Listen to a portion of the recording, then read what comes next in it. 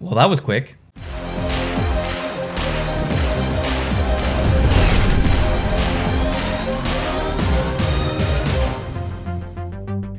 Hey everybody, it's Neil here from Post to Post. Thanks for joining me. I appreciate you. Wow, that was quick. I was not expecting that. Obviously, Colorado is a really, really good team. But St. Louis is a really good team as well. I think, just as a brief statement of the whole series, the St. Louis Blues team that we saw, that wasn't the St. Louis Blues team. They underperformed. They definitely did. But on the other side of the coin, the Colorado Avalanche played exactly to their identity. They played so well. I think it was in my series preview video, or maybe the bracket prediction, or maybe both. I would like to see Colorado be completely relentless and what I mean by that is offensively, extreme, just overwhelm them to the most extreme ability, just completely dominate the offensive zone, pass it around, tire them out, take an absolute barrage of shots. St. Louis is a team that knows how to grind through the playoffs and play physical and stuff. So I don't really want to see Colorado play super physical and try and compete with St. Louis's physicality. I don't think they can do that. So I would rather them use their strengths, which is offense, but go beyond that and just shoot from odd angles.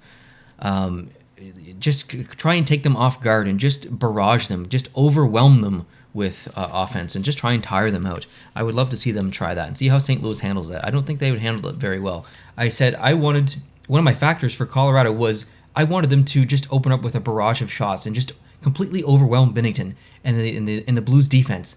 And that's exactly what they did, and I was so happy to see that. I was so happy for them to do that and play to their strengths, because that is one of their strengths. They're so offensively gifted, and they just completely overwhelmed them, and it worked. It worked, and that's what Colorado can do to you, and that's why they're so damn dangerous. Landeskog had such a good series. McKinnon obviously had such a good series.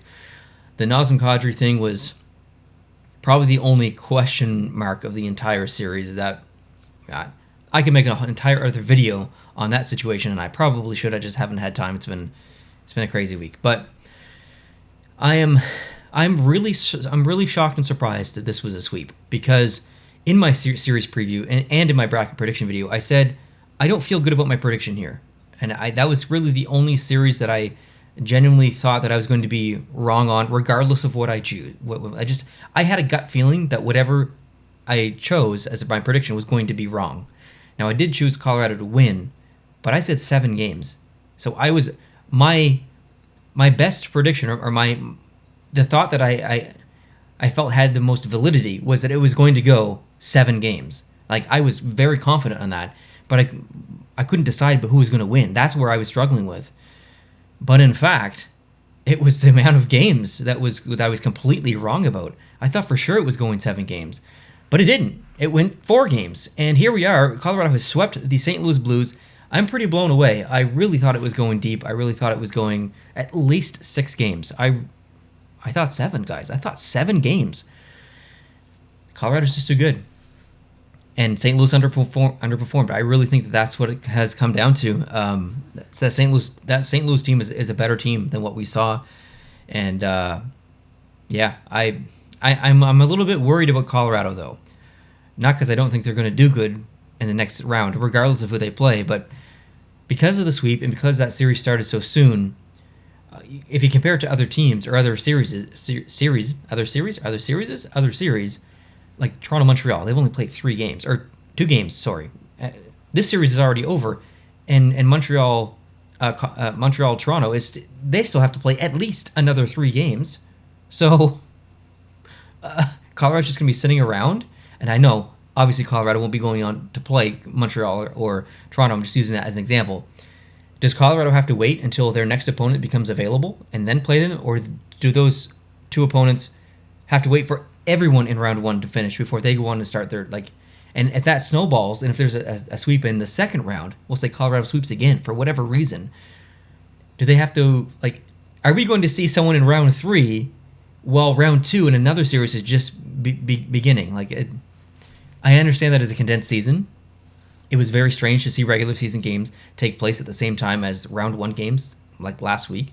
That was very strange. So I do suspect that we're going to see some round 2 series start before round 1 series are over elsewhere in the league. So, anyways, I honestly didn't get to watch a ton of this series, so I'm not going to break this down by a bunch of stuff. I just wanted to give my general thoughts on the series. As someone who lives in the Atlantic time zone, that's an hour ahead of Eastern Standard Time. So most of the games are on pretty late, and I can't stay up late. I get up very early in the morning. I tried to watch as much as I could, and I watched the highlights the day after, but it's definitely one of the series that I did not get to watch as much as I wanted to. So I hope you guys did, though. I hope you guys had fun watching this series. Now, another game just ended. The Boston-Washington game just ended. The whole series is done. I got the jerseys up behind me. I got the Boston one. I got the Washington one. I got to talk about that next. I was not expecting 2 series to end tonight. Like, what's going on? So, if you guys want to hear me talk about that series, please hit the subscribe button down below. Or if you're already subscribed, make sure you hit the notification bell so you get notified as soon as I upload. So I hope you guys are having a wonderful night. Thanks so much for watching me. I appreciate you, and I'll talk to you real soon in that next video. Adios.